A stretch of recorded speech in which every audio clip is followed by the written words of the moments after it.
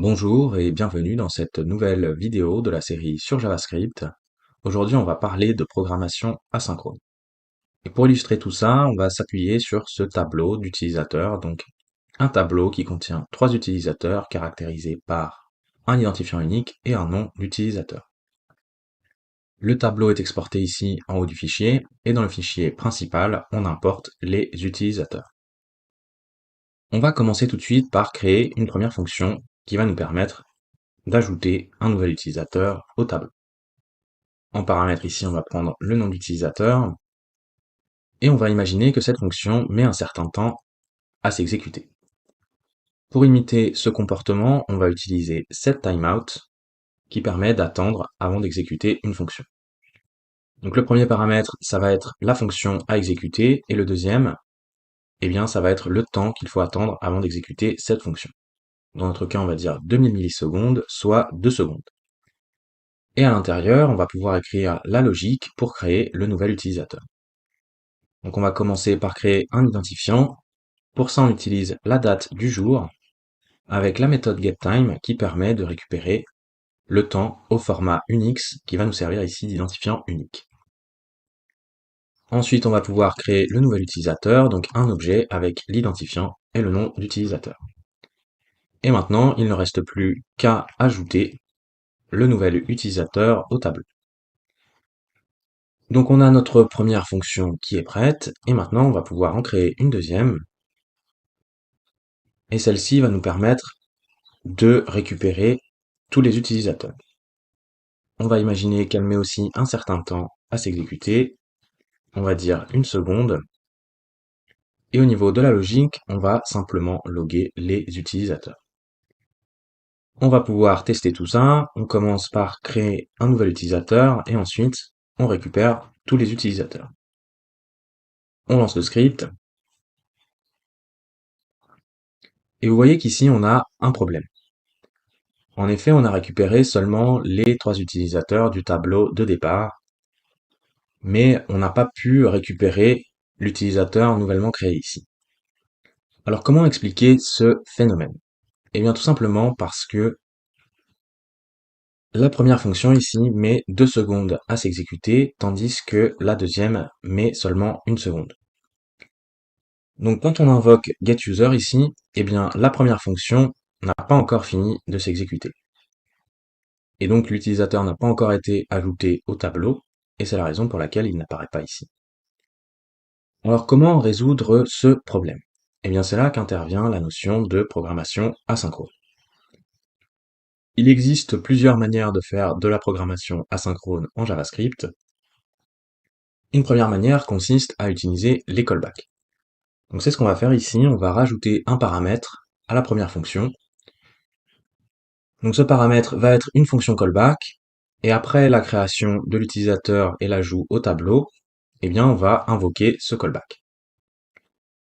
Et ici, au lieu d'invoquer directement getUser, eh bien on va la passer en callback.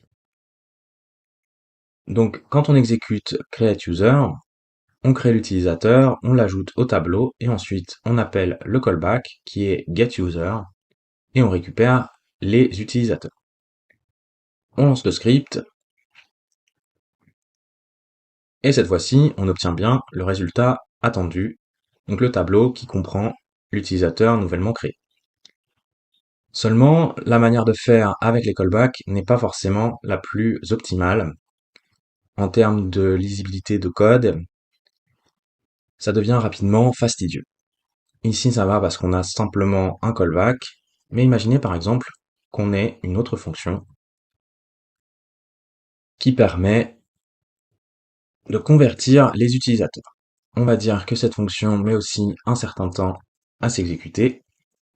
On va dire une seconde. Et au niveau de la logique, ici, on va créer une variable et on va mapper sur le tableau d'utilisateur et on va retourner un nouveau tableau avec les utilisateurs et on va juste modifier la propriété username qu'on va mettre en majuscule.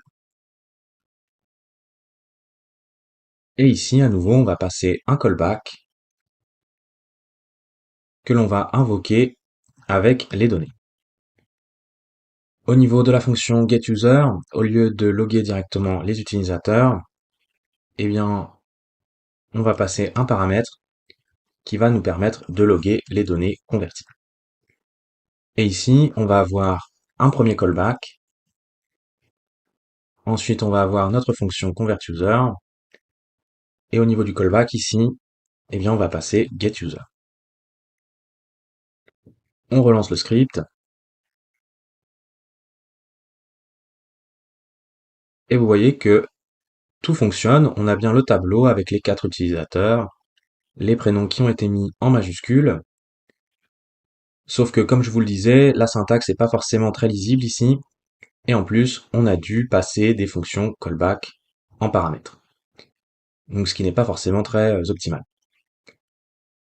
Et c'est là qu'interviennent les promesses, donc qui ont été introduites en JavaScript pour résoudre ce genre de problème. Alors, qu'est-ce qu'une promesse? Eh bien, on va voir ça tout de suite. On va créer une nouvelle promesse. Donc, on l'initialise avec le mot-clé new. Ici, on va avoir une fonction. Et au niveau des paramètres de cette fonction, on va en avoir deux, resolve et reject, qui sont des fonctions. On va déjà loguer cette promesse. On lance le script. Et vous voyez que la promesse, eh bien, c'est ni plus ni moins qu'un objet caractérisé par son statut, qui par défaut est à pending. Donc en attente. Et on va pouvoir utiliser ces fonctions pour modifier le statut de la promesse. On va par exemple pouvoir utiliser resolve. Et si on relance, le statut a changé et on a en plus une valeur qui par défaut est à undefined. Ici au niveau de la fonction resolve, on peut passer une valeur. Et si on relance, on obtient la promesse avec la valeur. On va pouvoir récupérer cette valeur en utilisant la méthode then sur les promesses. Donc ici, on a la valeur et ensuite on peut l'exploiter comme on le souhaite. Dans notre cas, on va juste loguer la valeur, on relance le script et on obtient bien la valeur. On va pouvoir faire la même chose avec la méthode reject. On relance le script et cette fois-ci, on obtient une erreur. Donc la méthode reject lance une erreur. On va pouvoir aussi passer une valeur et on va pouvoir récupérer cette valeur avec la méthode catch. Et ici, on peut faire ce que l'on veut avec cette valeur. Donc, nous, on va se contenter de la loguer. On relance le script et on obtient bien la valeur de l'erreur. Enfin, il existe aussi une troisième méthode, finally, qui est exécutée peu importe si la promesse est résolue ou rejetée. Donc ici, on va juste mettre un message.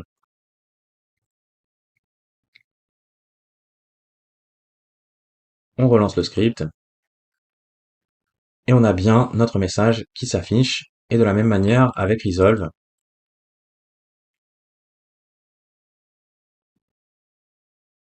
si on relance, on obtient bien notre fonction finally qui est exécutée quoi qu'il arrive.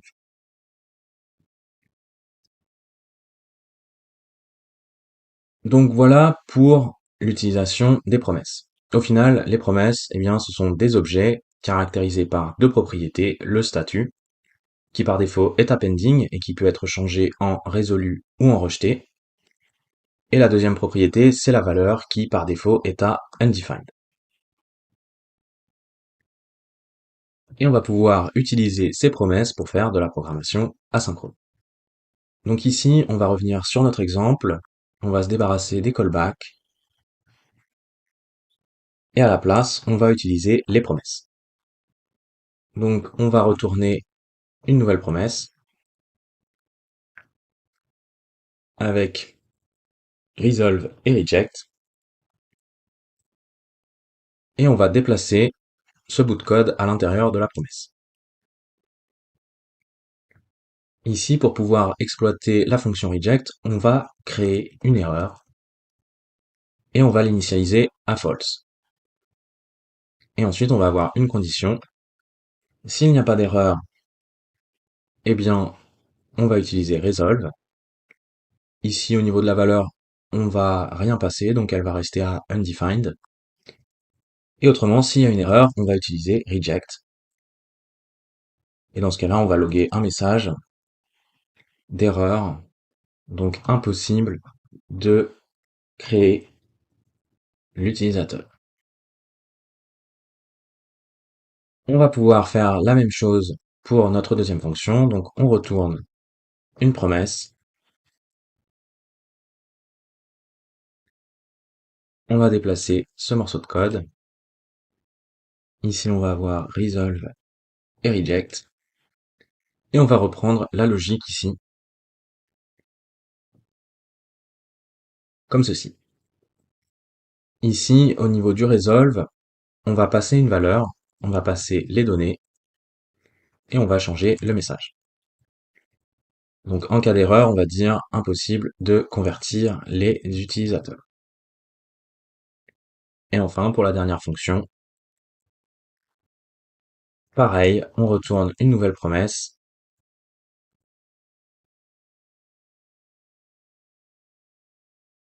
on va déplacer ce morceau de code, et on va reprendre la logique.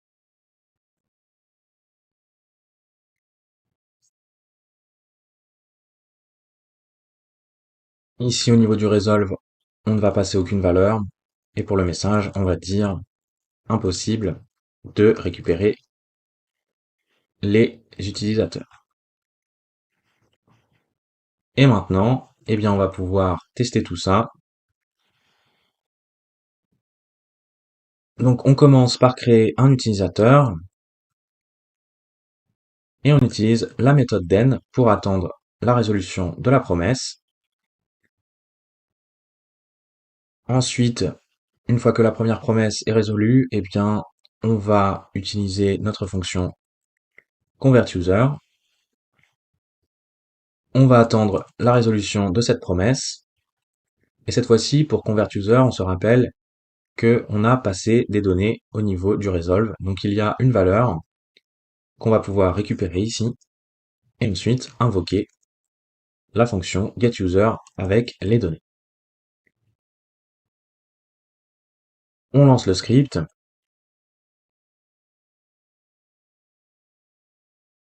et on obtient le même résultat que tout à l'heure. Donc le tableau avec les données, le nouvel utilisateur, les noms d'utilisateurs convertis en majuscules. Donc tout fonctionne, sauf que la syntaxe ici est plus élégante. On n'a plus de fonction callback, et en plus, on a la possibilité de gérer les erreurs. Et donc s'il y avait plus de fonctions callback, plus de fonctions asynchrones, on rajouterait comme ça des méthodes den pour attendre la résolution des promesses. Et en plus, donc comme je le disais, on peut gérer ici les erreurs. Donc par exemple, on va imaginer qu'il y ait une erreur au niveau de la conversion, et on va pouvoir récupérer cette erreur avec la méthode catch, et on va juste loguer le message d'erreur. On relance, et on obtient bien l'erreur. Donc je vais remettre l'erreur à false ici, et on va maintenant voir une autre manière d'écrire la programmation asynchrone avec les promesses. Donc ici on a enchaîné les méthodes den, mais on peut aussi créer une fonction asynchrone. Donc pour ça on labellise la fonction asynchrone, et ici, à l'intérieur de cette fonction, eh bien, on va pouvoir attendre la résolution des promesses avec le mot-clé await. Donc on va commencer par attendre la résolution de la promesse pour createUser.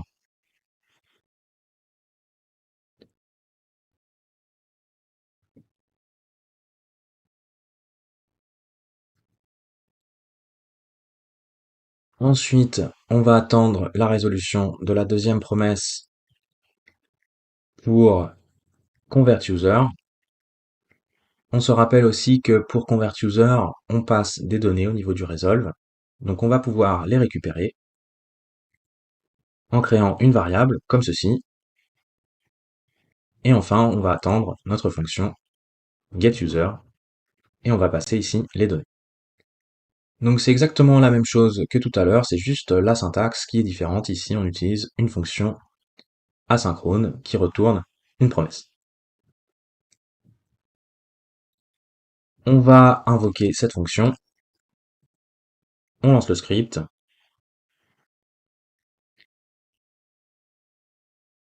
et on obtient le même résultat que tout à l'heure. Pour gérer les erreurs, eh bien on va pouvoir utiliser un bloc try-catch. On va mettre l'attente de la résolution des promesses ici, dans la partie try. Et au niveau du catch, eh bien on va loguer l'erreur. On va recréer notre erreur. Donc ici, on va remettre l'erreur à true. On relance le script. Et on obtient bien notre erreur. Donc dans la pratique, c'est ce genre de fonction qu'on va utiliser. On ne va pas souvent créer nous-mêmes nos propres promesses. Ça va être plutôt fait du côté du serveur et des librairies. Mais dans la pratique, nous, on va plutôt utiliser ce genre de fonction asynchrone pour aller récupérer, par exemple, des données sur un serveur ou sur une API. Et c'est ce qu'on va voir dans l'exemple suivant. Donc dans la pratique, ce que l'on va faire bien souvent, c'est utiliser des fonctions asynchrones pour requêter par exemple un serveur distant. Comme la requête met un certain temps à s'exécuter, il va bien falloir utiliser des fonctions asynchrones. Donc c'est ce qu'on va faire ici, on va requêter une API pour récupérer des posts. On va créer une fonction asynchrone. Ici au niveau du paramètre, on va passer l'identifiant de l'article que l'on souhaite récupérer. Ici on va utiliser la fonction fetch pour requêter notre API. On va avoir l'URL de l'API ici.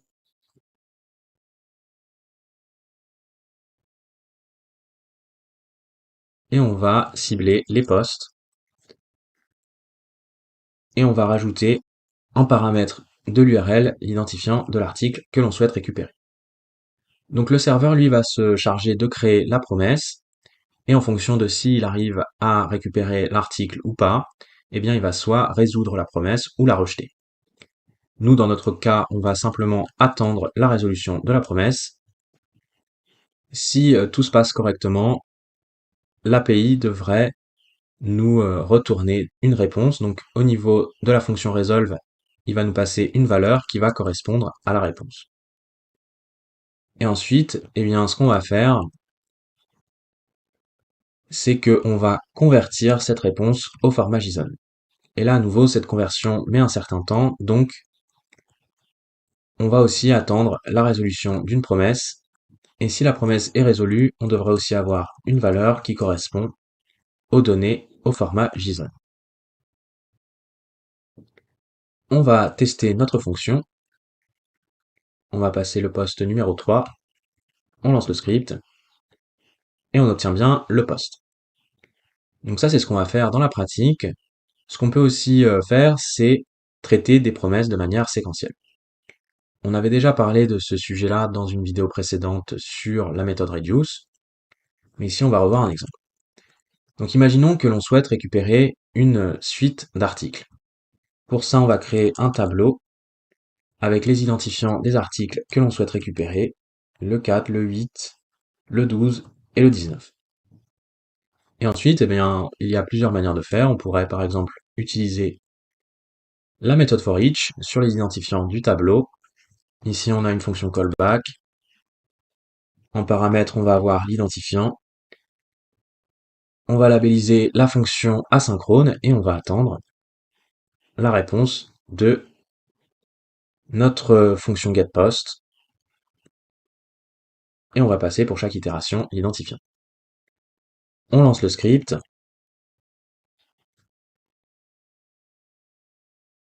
Et on obtient bien la séquence d'articles. Sauf que les articles ne sont pas forcément dans le bon ordre.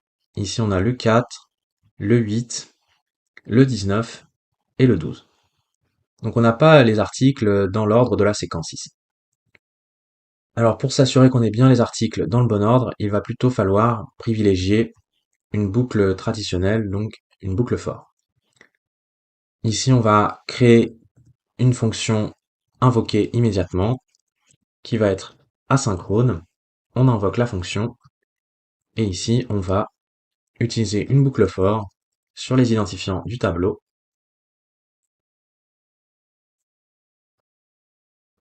Et on va attendre, pareil comme tout à l'heure, getPost.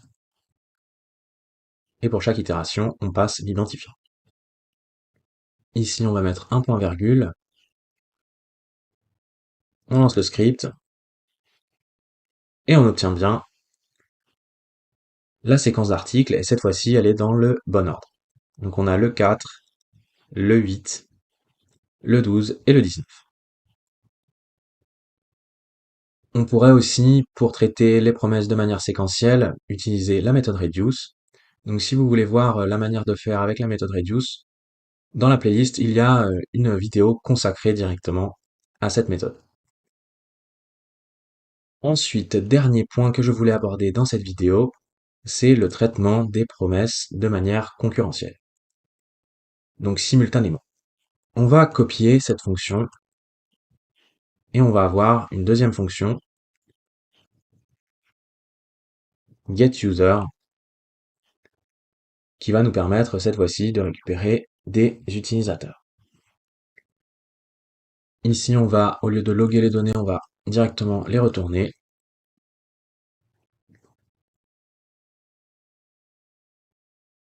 Et pour traiter les promesses de manière concurrentielle, eh bien, on va pouvoir utiliser une méthode statique sur les promesses, la méthode all. Et en paramètre ici, eh bien, on va pouvoir passer un tableau de promesses. Donc, comme ici on a des fonctions asynchrones, elles retournent bien des promesses. Et on va pouvoir les passer dans le tableau. Donc on va commencer par récupérer un premier poste, on va dire le 4. Ensuite, un deuxième poste, le 12. Et on va aussi récupérer les utilisateurs, donc le 7 par exemple. Et l'utilisateur 9. Et donc cette fonction all, cette méthode, va permettre de traiter les promesses de manière concurrentielle. Donc il va attendre la résolution de toutes les promesses, et quand toutes les promesses sont résolues, eh bien on va pouvoir utiliser la méthode then. Et ici, eh bien on va avoir la valeur, et ensuite on peut faire ce que l'on veut avec cette valeur. On va loguer dans la console, on lance le script,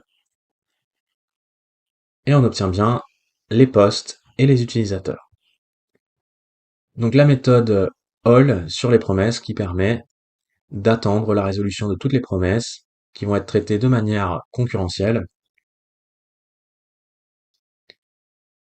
Donc voilà, c'est à peu près tout ce que je voulais vous dire sur la programmation asynchrone en JavaScript. J'espère que cette vidéo vous aura plu. Si c'est le cas, n'hésitez pas à mettre un commentaire et on se retrouve très vite pour la suite de la série sur JavaScript.